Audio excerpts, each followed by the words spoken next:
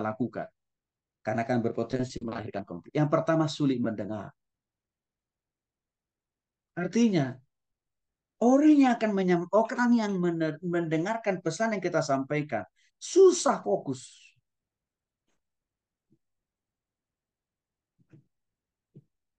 susah konsentrasi terhadap apa yang kita sampaikan, tentang apa yang kita jelaskan. Apakah misalkan penjelasan itu dalam bentuk tertulis atau lisan? Terlalu banyak orang yang kita layani itu, orang yang kita ajar itu kadang-kadang sulit fokus. Karena kenapa? Mungkin ada banyak masalah dalam keluarganya. Masalah kesehatan mungkin terganggu, masalah ekonomi, masalah di pekerjaan, masalah di bisnis. Itu kan bisa menghalangi sebuah informasi itu sulit dipahami dan dimengerti oleh lawan bicara kita. Sehingga muncullah konflik komunikasi itu sendiri. Sehingga inilah yang menjadi penyebab kadang-kadang Bapak Ibu, saya sering katakan begini. Pesan yang kita sampaikan, mahalnya, pentingnya, pesan yang kita sampaikan, harus juga tetap kita mencari cara yang paling efektif menyampaikan pesan itu sendiri. Kadang-kadang persoalannya kita selalu menganggap, yang penting saya sudah bilang, saya sudah sampaikan. Orang itu mau tahu atau tidak bukan urusan gue. Nah itu masalah. Kalau kita punya pemahaman seperti itu, maka tidak akan pernah efektif. Setiap pesan yang kita sampaikan itu bisa dipahami oleh orang lain, dan bahkan tidak akan mungkin orang itu bisa mengubah tindakan dan perilakunya seperti yang kita harapkan. Karena kenapa? Karena kita saja sebagai sumber pesan itu sendiri menganggap, bagi saya sudah selesai, yang penting saya sudah sampaikan. Maka kita harus memahami situasi, latar belakang orang yang menjadi lawan bicara kita. Hambatan berikutnya Bapak Ibu, itu karena sulit memahami. Artinya penerima pesan memiliki asumsi. Contoh, saya kasih contoh aja. Misalkan saya lagi menyampaikan materi ini kepada Bapak Ibu. Lalu Bapak Ibu dalam hati dan pikiran, gue udah tahu. Udah. Kalau langsung Bapak Ibu menyimpulkan di hati dan pikiran, gue udah tahu. Maka sekuat tenaga saya menguraikan, menjelaskan kepada Bapak Ibu materi pelajaran ini tidak akan pernah nyangkut dalam hati dan pikiran Bapak Ibu. Karena Bapak Ibu sudah langsung menyimpulkan di hati dan pikiran, gue udah tahu. Ini seringkali terjadi waktu kita dengar khotbah. Waktu kita lihat orang yang berkhotbah, lalu mungkin karena penampilannya tidak seganteng, tidak secantik kita, langsung kita berkesimpulan, pasti juga khotbahnya nggak bermutu nih. Udah, maka kita tidak mendapatkan berkat Tuhan. Karena kita sendiri penyebabnya. Karena kita terlalu dini mengambil kesimpulan, gue udah tahu.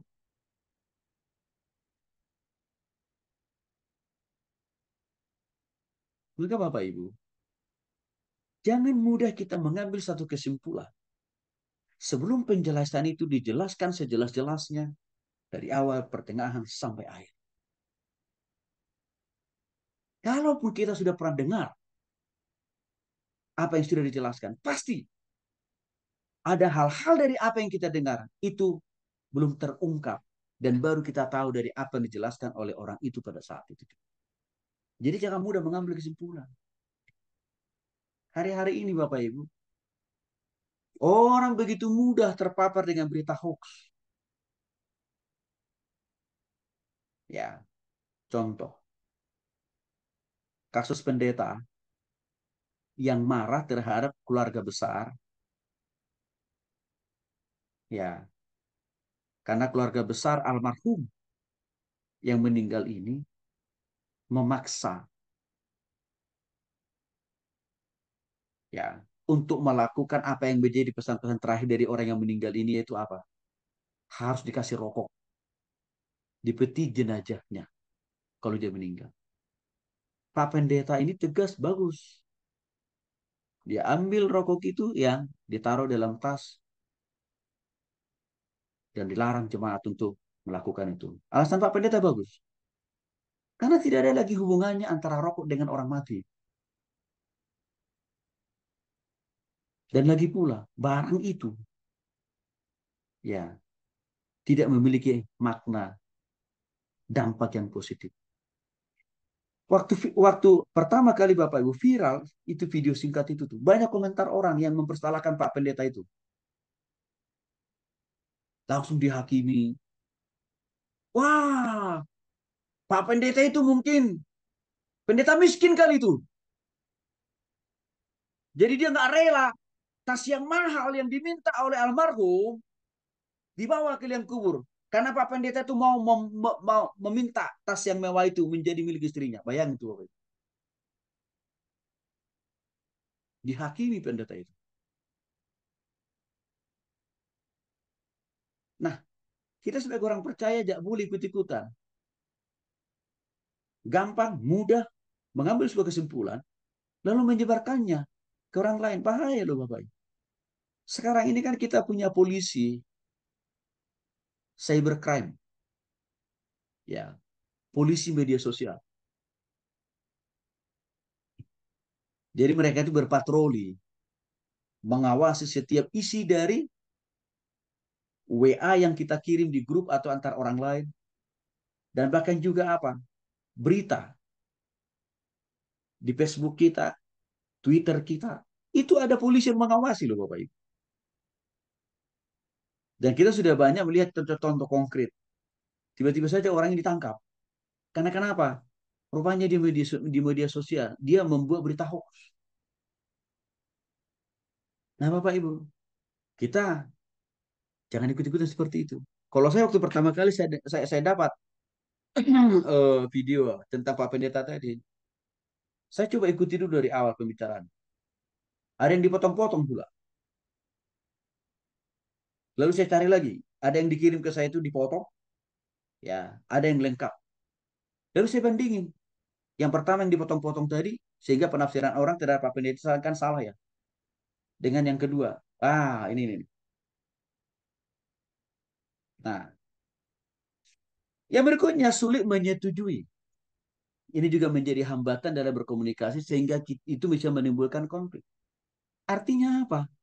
Pesan yang mau kita sampaikan kepada orang lain atau pesan yang kita terima, langsung kita berpikir negatif tentang pesan yang disampaikan oleh orang itu kepada kita. Padahal orang itu belum selesai menjelaskan, belum selesai menguraikan. No, baru pendahuluan. Tapi ambil kesimpulan. Pasti nanti tujuannya apa yang disampaikan oleh Pak Pendeta ini pasti begini.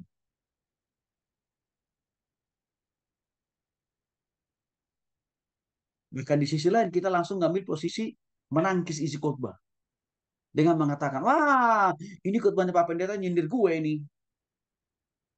Padahal namanya sendiri nggak pernah disinggung oleh Pak Pendeta. Tapi langsung dia punya tafsir sendiri. Nyinggung gue ini, menelanjangi gue ini. Berdosa kita. Kita belum tahu. Secara keseluruhan pesan disampaikan oleh seorang ini. Tapi kita sudah langsung pada kesimpulan. Wah ini menghakimi saya ini. Menyudutkan saya ini.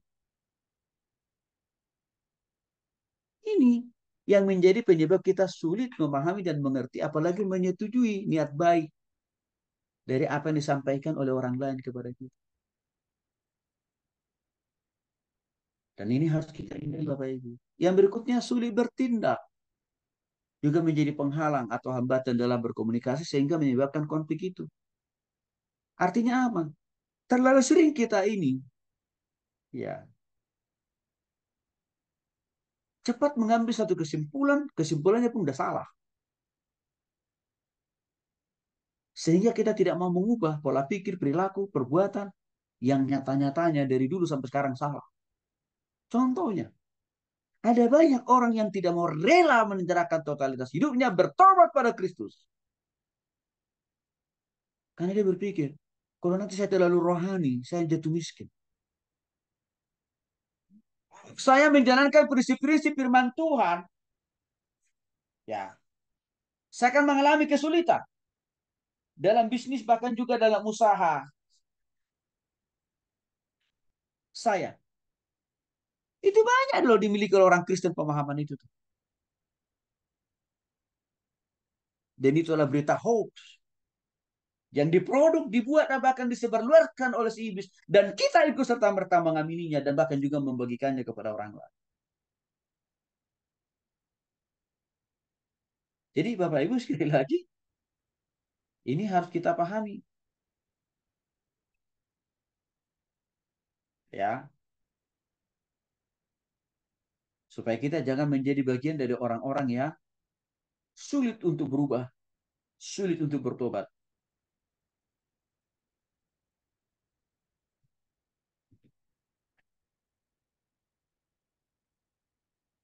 Karena yang jelas Bapak Ibu, Matius pasal 6 ayat 33. Carilah kerajaanku, maka semuanya akan aku tambahkan.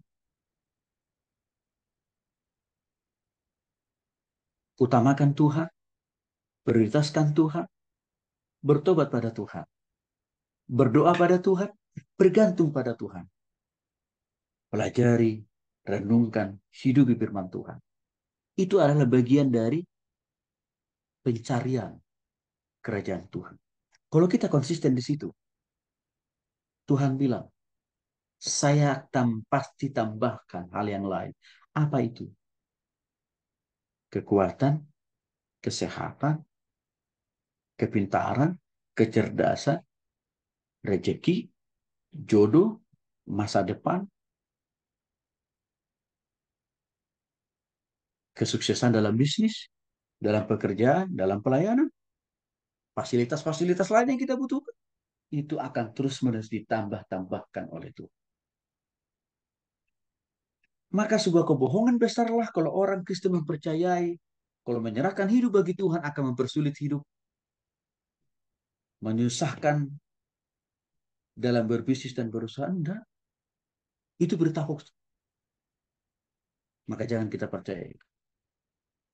Hambatan yang berikutnya adalah sulit memberikan umpan balik. Artinya apa? Banyak orang sering menyembunyikan reaksinya dari apa yang mereka dengar atau daripada apa yang mereka pikirkan. Contoh, seringkali waktu orang menyampaikan sesuatu kepada kita, sebenarnya kita tidak setuju, tapi kita belaga setuju dengan mengangguk kepala. Jadi waktu dengar khotbah, begitu Bapak Ibu ya, nah, kita ngangguk begini.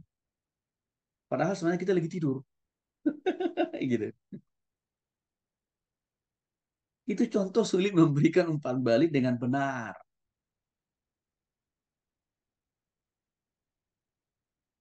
Ya. Jadi sebelum informasi itu tuntas kita dengar, sampai selesai. Lagi-lagi jangan terlalu cepat kita memutuskan. Ya, setuju. Ntar dulu. Karena bentuk persetujuan yang akan mau kita lakukan itu kan belum tahu. Karena kenapa? Informasi belum jelas. Belum komplit disampaikan. Maka jangan juga kita mudah menganggukkan kepala. Padahal orang belum selesai membicarakan, menyampaikan pesan tujuannya. Jangan. Dengar aja dulu.